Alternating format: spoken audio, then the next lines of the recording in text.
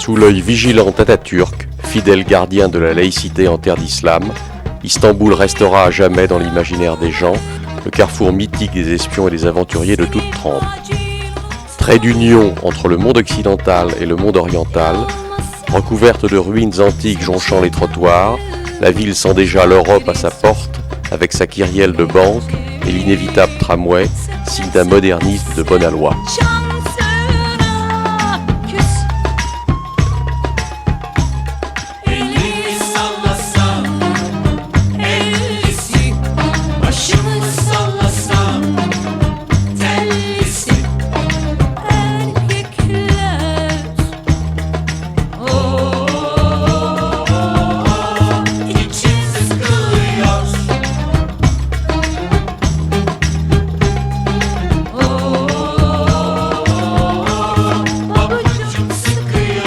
Le grand bazar est tout proche.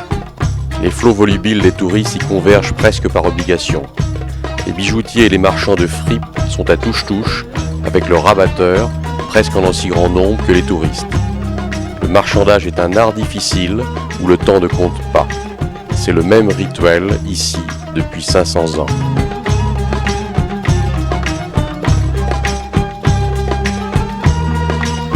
Serve like this, very difficult to find. I will give you the contract, Yeah. size contract. If you find one from cheaper, this is free for you.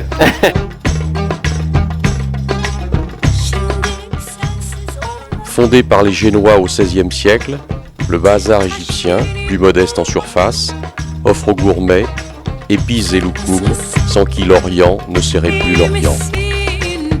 Ne var ne yok aslı mısın? Yoksa benim gibi boşta mısın? Elimi sallasam, ellisi, başımı sallasam, kellisi, erkekler.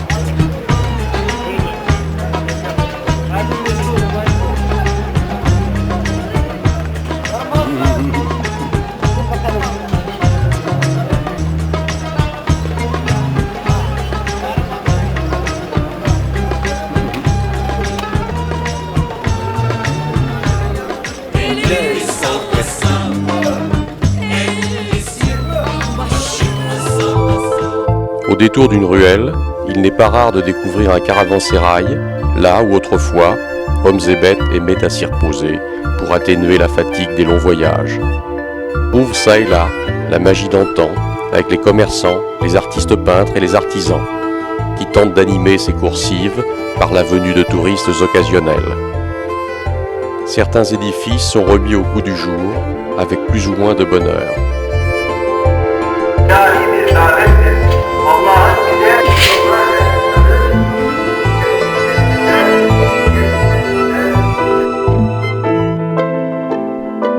La mosquée bleue dirige vers le ciel en guise de prière ses 6 minarets depuis près de 4 siècles. Elle doit son nom à l'azur incomparable de ses faïences disniques qui garnissent la plupart de ses murs.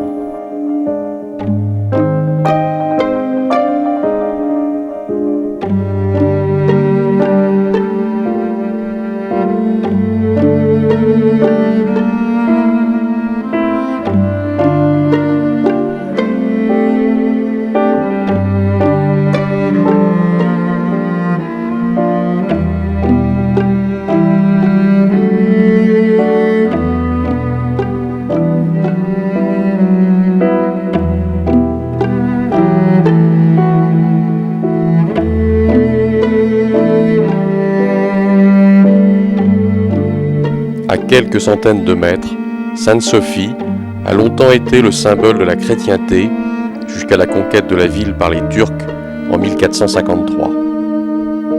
Écrasante par ses dimensions, à la limite de la laideur par la mise en place de contreforts antisismiques au siècle dernier, c'est incontestablement un chef-d'œuvre de l'art byzantin depuis 14 siècles, source d'inspiration pour nos bâtisseurs de cathédrales romanes.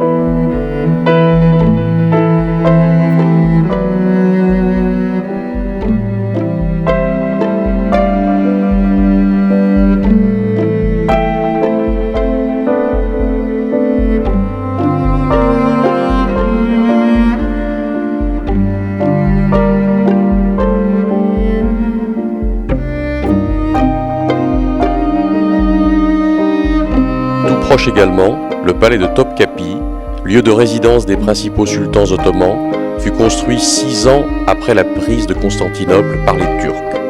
C'est aujourd'hui un musée très visité qui renferme les plus belles pièces de cette époque. Armes, vaisselle, sur le fameux diamant de 82 carats.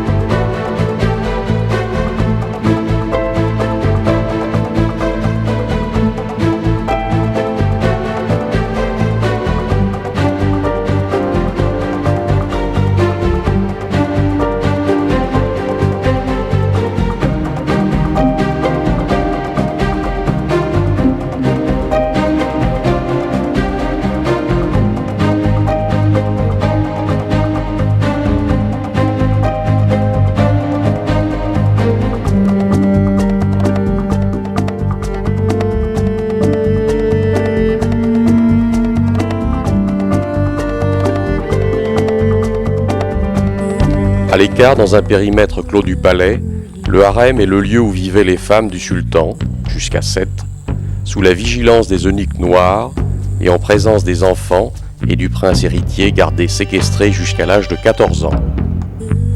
Ce dernier pouvait enfin sortir de sa prison dorée et partir à l'étranger pour être formé aux responsabilités futures de chef de clan.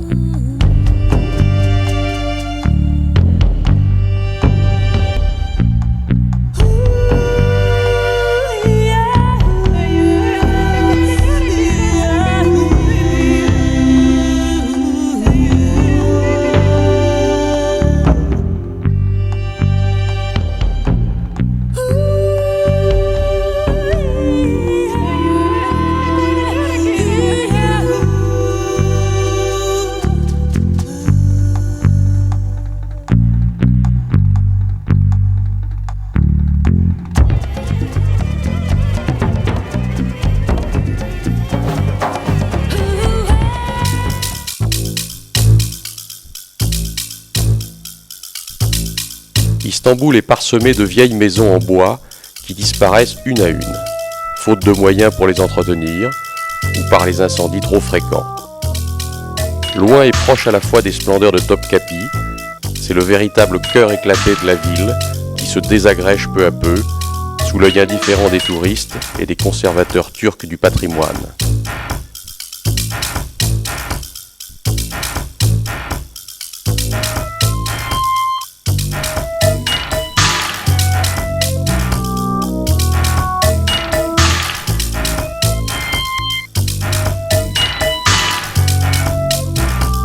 Les vestiges romains et égyptiens ont quant à eux la vie plus dure.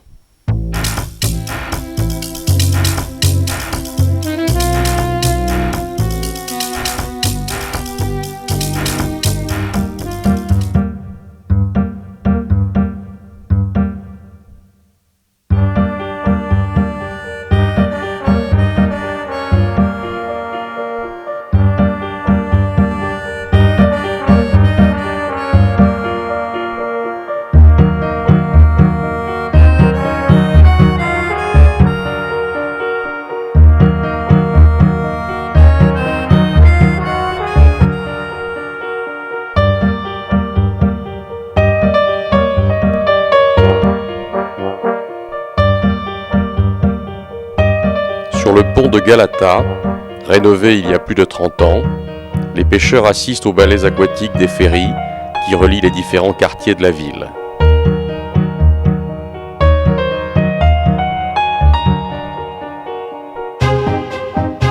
C'est la façon la plus économique de découvrir Istanbul, construite sur 3 promontoires autour du Bosphore au nord, de la Corne d'Or à l'est et de la mer de Marmara au sud.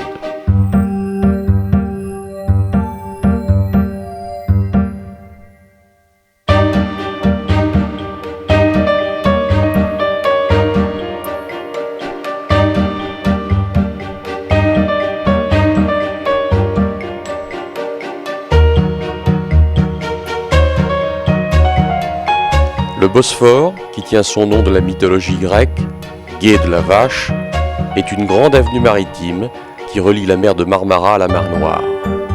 Ici se croisent bateaux-bus et gros cargos dans une apparente harmonie.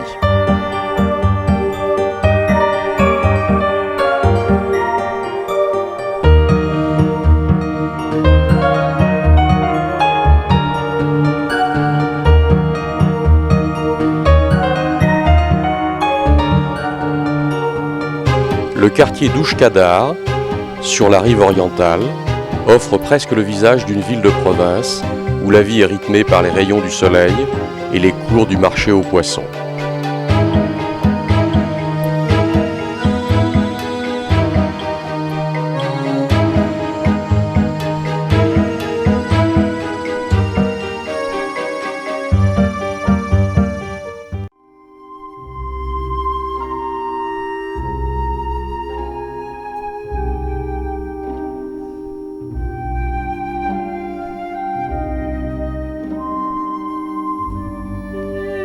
Le long des berges s'entassent des palais et des maisons fréquentées par la gentry locale. Depuis quelques décennies seulement, 2 ponts suspendus relient les rives orientales et occidentales, par des voies routières bien frêles comparées à la grandeur du site.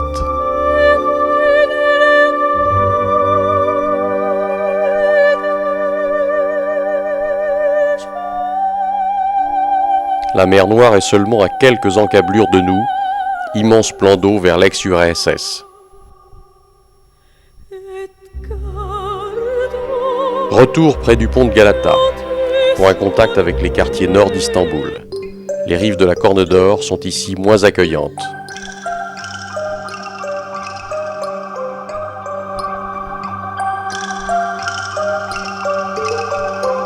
La place Taksim et la rue piétonne Istiklal sont des lieux de prédilection des Istamboulis pour leurs achats de toutes sortes. Le petit tram du début du siècle fonctionne toujours pour la joie des gamins intrépides et des passants peu pressés.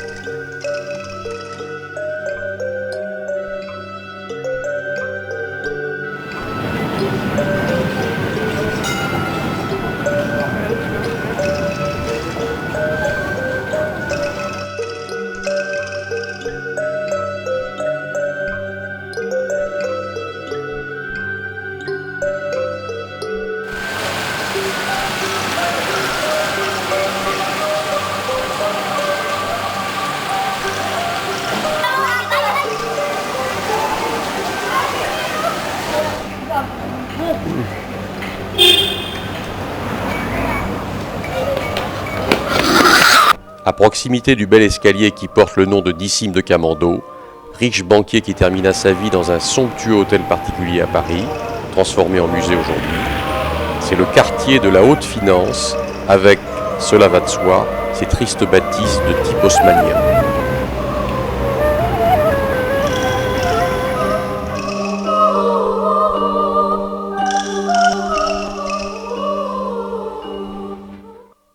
À quelques rues de là, dans un contraste surprenant, les caravansérails transformés en boutiques, en bureaux ou en ateliers ouvrent leurs portes aisément. C'est un des quartiers parmi les plus vivants d'Istanbul, avec ses embouteillages particuliers.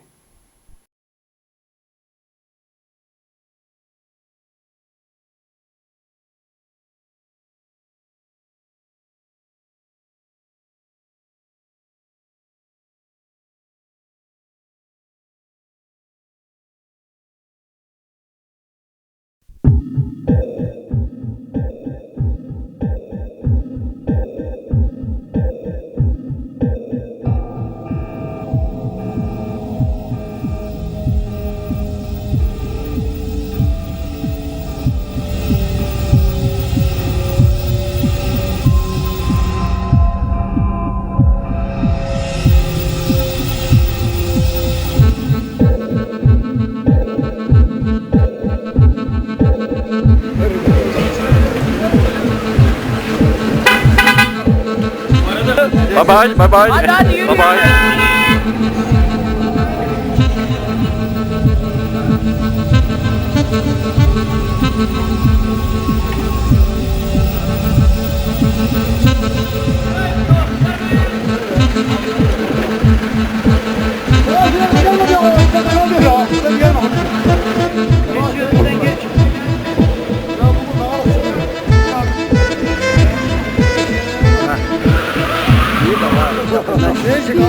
Çabuk çabuk.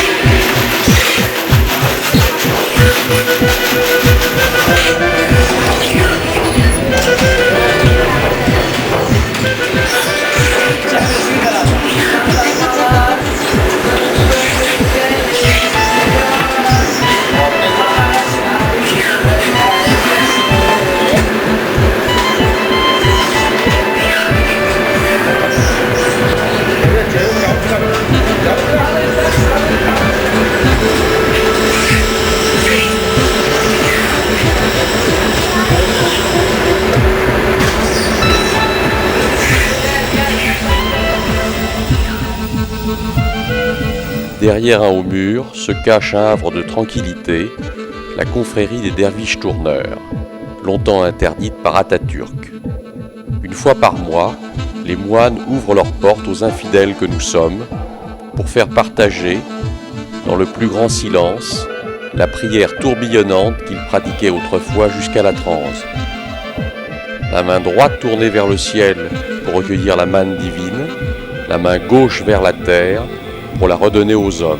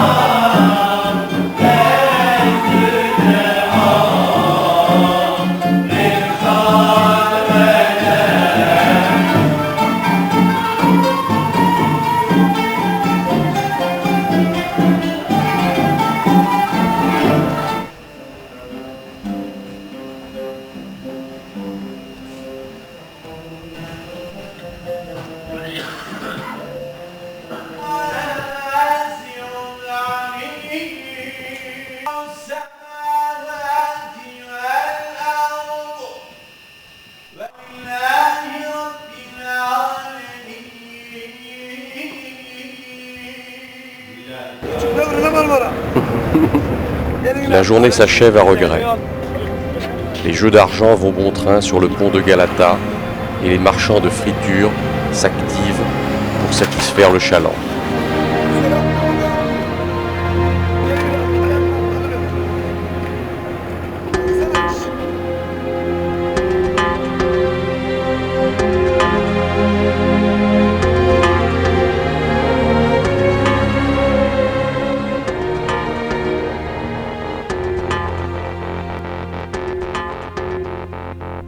You only see what your eyes want to see.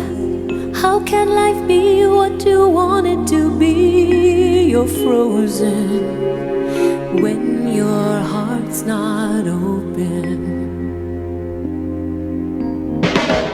You're so consumed with how much you get. You waste your time with hate and regret. You're broken when your heart's not open.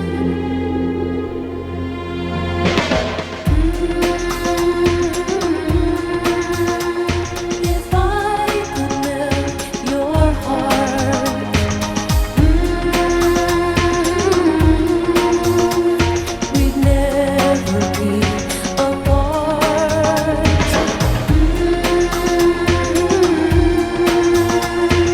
Give yourself to me.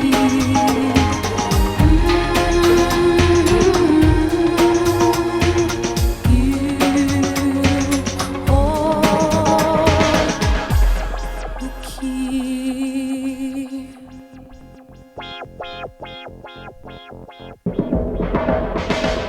Now there's no point in placing the blame, and you should know I suffer the same. If I lose you, my heart will be broken.